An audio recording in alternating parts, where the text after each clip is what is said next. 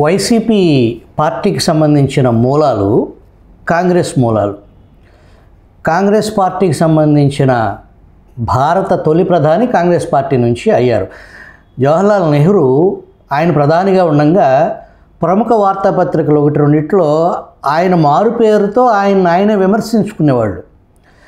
చాలామందికి అర్థమయ్యేది కాదు, ఎవరు నెహ్రూ గురించి ఎంత ఘాటుగా విమర్శిస్తున్నారు ఏంటి అనేది. చాలా కాలం తర్వాత తన సహచరులకి తెలిసి షాక్కు గురయ్యారు.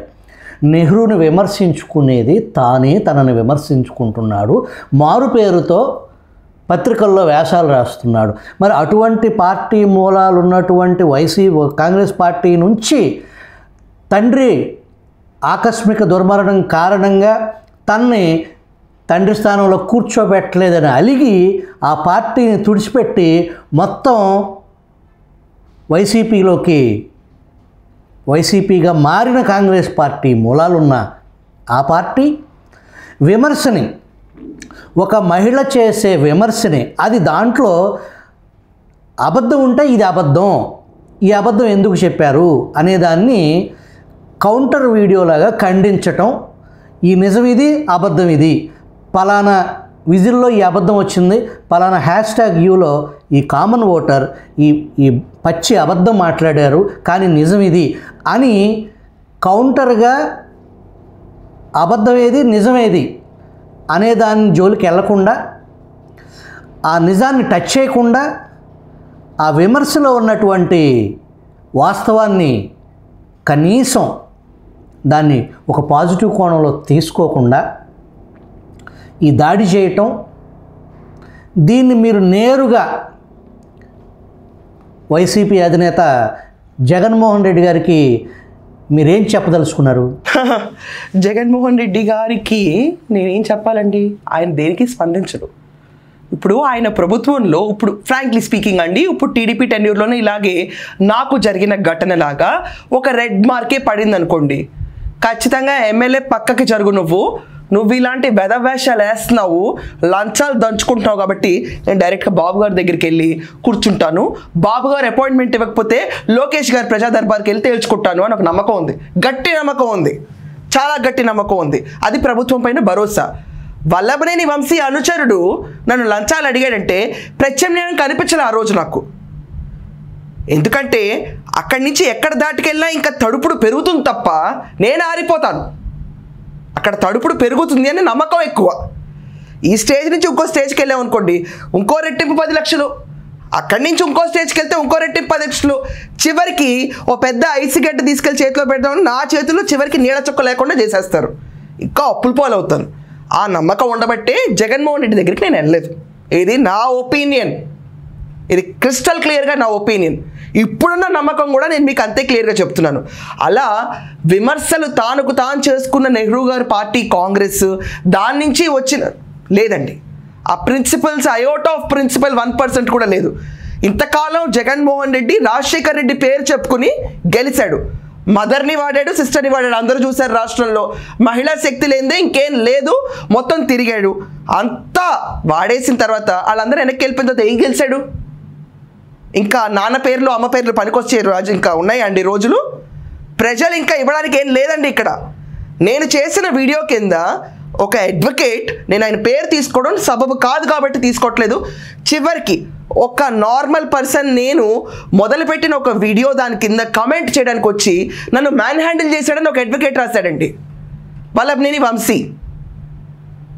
ఆ మ్యాన్ హ్యాండిల్ చేశాడని ఒక అడ్వకేట్ రాస్తేనే ఎంత నీచపు స్థాయిలో జరిగిందో అరాచకం మీకు అర్థం కావట్లేదా? ఎక్కడికైనా న్యాయం జరగదండి. ఒక టెన్యూర్ ఉంటుంది, గాలి ఎదురెళ్తానే ఉంటుంది, మనకి తలంచుకుని తీరాలి. అదే జరిగింది లాస్ట్ 5 ఏళ్ళు. ఇప్పుడు ప్రతి ఒక్కడు అన్యాయం జరిగితే తలెత్తుకుని వెళ్ళి ప్రభుత్వాన్ని ప్రశ్నించవచ్చు అన్న ధైర్యం తీసుకొచ్చింది గవర్నమెంట్. ఖచ్చితంగా గవర్నమెంట్ అంటే నేను గవర్నమెంట్లోని అన్న శాఖలు ఇంత బాగా పనిచేస్తాయని కూడా నేను ఒప్పుకోను. ఒకే ఒక మనిషి ఆయన పైన అట్రిబ్యూట్ చేయలేం కాబట్టి ఖచ్చితంగా చంద్రబాబు గారి పైన నమ్మకం ఉంది నాకు. సార్ ఇక్కడ జరుగుతుంది అన్యాయం, వింటాడు, విని తీరుతారు. అంతే తప్ప ఎమ్మెల్యేలు జులుము, ఆ విమర్శలు, కాంగ్రెస్ నీతి అలాంటివి ఎప్పుడు ఉండవండి. జగన్మోహన్ రెడ్డికి వచ్చిన ప్రాబ్లం ఏంటంటే 10 మందిని కూర్చోబెట్టి పిచ్చి మాటలు అనిపించేసి, అది మినిస్టర్ అయినా అవ్వనండి, ఎవరన్నా అవ్వనండి, మనం వెలగబెట్టేది ఇదే. ఇంతకు మించి మనకేమీ కొత్త ఎజెండా ఉండదు, ఎందుకంటే మనకి ఏం చేయాలో తెలియదు కాబట్టి. కానీ నాకు ఒక అర్థం కావట్లేదు, జగన్మోహన్ రెడ్డి అమాయకుడు అని నేను అనుకున్నాను.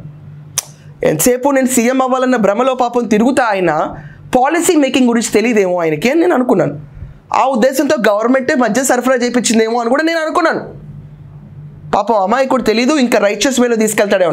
అమాయకత్వ ముసుగులో, మద్యపాన నిషేధ ముసుగులో 15 ఏళ్ళు 25 ఏళ్ళు సబ్జెక్టు కరెక్షన్, మద్యపానాన్ని తాకట్టు పెట్టాడంటే ఎంత నమ్మకం, నేను ఈ రాష్ట్రాన్ని ఇంకా మద్యపానంలో దున్నేయగలుగుతానని. అప్పులు తీసుకొస్తాడు, 25,000 కోట్లు 15 సంవత్సరాలకి పెట్టాడు. ఈ జ్ఞానిని చూసిన తర్వాత ఈ జ్ఞానికి అన్నీ చేసుకోవడం వచ్చు. లిక్కర్ కుంభకోణాలు జరిగినాయి ఇతని కిందే, మైనులు దోచివేతలు జరిగినాయి, ఇసుక మాఫియా జరిగింది, మెడికల్ కాలేజీలకు పర్మిషన్ లేకుండా పర్మిషన్లు ఉన్నాయని చెప్పేంత జ్ఞానం కూడా ఉంది. అసలు పర్మిషన్ లేని మెడికల్ కాలేజ్ ముందు కూర్చుని అప్లై కూడా చేయలేదు నర్సీపట్నం మెడికల్ కాలేజ్కి పర్మిషన్ కోసం. అక్కడికి వెళ్ళి కూర్చుని పీపీపీ అండ్ ప్రైవేటైజేషన్ గురించి ఎదుర్కొంటున్నాడు. అంటే నేను ఏమవ్వాలి కామన్ పర్సన్ కింద ఈ జ్ఞానం చూస్తుందా? మీరు చెప్పండి నాకు. నేను చాలా సింపుల్గా అడుగుతున్నాను. నీకు పర్మిషన్లు వచ్చేసి సీట్స్ తీసుకోవచ్చని సెంట్రల్ గవర్నమెంట్ ఆమోదించిన తర్వాత ఇక్కడ కన్స్ట్రక్టివ్ జియో ఏదైతే ఉందో, గవర్నమెంట్ ఇచ్చిన కన్స్ట్రక్షన్ జియో టు కన్స్ట్రక్ట్ బిల్డింగ్ని తీసుకొచ్చి ఇది ఆమోద పత్రం నేషనల్ గవర్నమెంట్ ఇచ్చింది మాకు, central government has given permit అని చెప్తే ఏమవ్వాలి నేను? అక్కడ పర్మిషన్ లేని కాలేజ్ గురించి, ఈ public private partnership and privatization గురించి నువ్వు మాట్లాడుతుంటే అసలు నీకు ఎంత అహంభావం, జనాలు ఎవరికి జ్ఞానం లేదని చెప్పుకోవడానికి. ఏది చెప్తే అది నమ్ముతారులే, 2 నిమిషాలు కూర్చుంటే అయిపోయింది, దారి పొరట నేను తడుచుకుంటే ఇలా కాబట్టి జనాలకు సింపతి పడుతుంది, తడిచి జగన్మోహన్ రెడ్డి మన కోసం నుంచి నానిపోయాడని చెప్పి అనుకోవడానికి. రచ్చబండ అని చెప్పాడు, ఒక జిల్లాలో నేను పార్టిసిపేట్ చేస్తానని చెప్పారు. ఎక్కడండి, ఎక్కడున్నారు ఆయన? దేశంలోనే లేరు. రచ్చబండ పిలిపించిన మరుసటి రోజే నేత వెళ్ళిపోతే ఎక్కడ జరుగుతున్నాయి ఆ బండలన్నీ? ఏం బండలండి ఇవన్నీ? నిన్ను నమ్మడానికి నువ్వు ఉండాలి కదా, నువ్వు లేకుండా నిన్నెలా నమ్ముతాం మేము? ఇది ప్రశ్నిస్తే చాలా వైర్. ఇప్పుడు మీతో ఇంటర్వ్యూ చేస్తున్నాను, ఈ బిట్ కట్ చేస్తారు, కట్ చేసి మళ్ళీ నా పైన మీమ్స్ అండ్ ట్రోల్స్ చేస్తారు. మీమ్స్ అండ్ ట్రోల్స్ వరకు ఐమ్ హ్యాపీ, నవ్వుతాను నేను కూడా, పర్లేదు. మీమ్స్ అక్కడ వచ్చే వేలో దీన్ని టర్న్ చేస్తారు. ఏమంటే నాకు అర్థం కాదు, మీరు మాట్లాడుతున్నారు, నేను మాట్లాడుతున్నాను, my voice is louder. It is a plus point for me. 100 మంది నుంచున్న చోట నా గొంతు గట్టిగా వినిపిస్తుంది. That is a plus point. నా ప్లస్ పాయింట్ని మైనస్ పాయింట్ కింద డిక్రీజ్ చేసి బిలో ద బెల్ట్ కొట్టడం వీళ్ళకి రాజకీయం. విమర్శలు కాదు కదండి, సద్విమర్శ అనేది తీసుకోలేడు, చిన్న విమర్శ తీసుకోలేడు, క్రిటిసిజం తీసుకోలేడు. ఏది తీసుకోకుండా నువ్వు నేతనవ్వాలంటే ఎలాగవుతావు అమ్మా? ఎలా అవుతావు?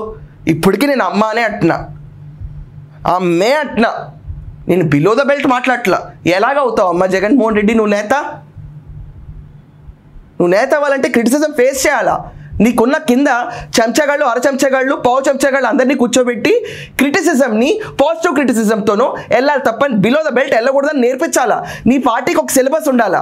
ఈరోజు కూర్చోబెట్టి నువ్వు అందరితో, నన్ను వదిలేయండి, చంద్రబాబు నాయుడు గారి దగ్గర నుంచి ఆ రాష్ట్రంలో ఉన్న చిన్న మహిళ దాకా ప్రతి ఒక్కళ్ళని కూర్చొని నువ్వు దుమ్ము దులుపుతావు అంటే నీ పార్టీ సిలబస్ ఇది. నీ పార్టీ సిలబస్ ఇదైనప్పుడు నీ నుంచి వేలలా ఎక్స్పెక్ట్ చేస్తావు?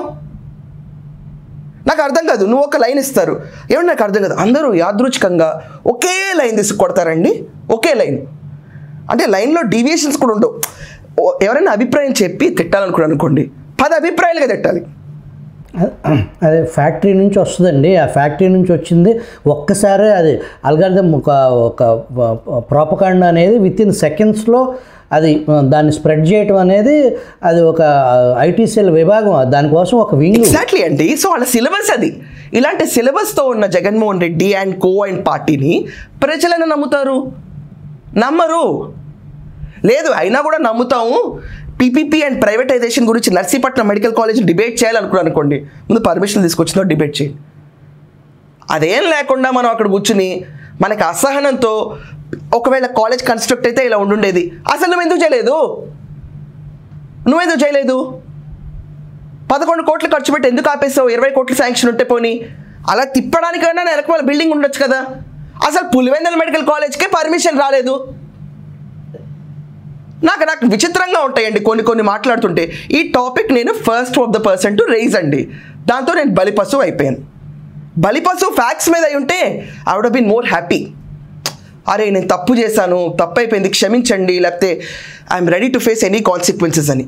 అప్లై చేయని మెడికల్ కాలేజ్ దగ్గరికి వెళ్ళి పీపీపీ అండ్ ప్రైవేటైజేషన్ గురించి మాట్లాడి ఎదురుదాడి చేసి అయ్యన్న పాత్రుడు గారి పేరు తీసుకొచ్చి ఆయన్ని అక్కడ ఎదురుదాడి చేసి నీ కెపాసిటీ ఎంత అర్థం అవట్లేదా? ఎడ్యుకేటెడ్కి ఎంతకాలం అన్ఎడ్యుకేటెడ్లానే ఉంటారనుకుంటావు?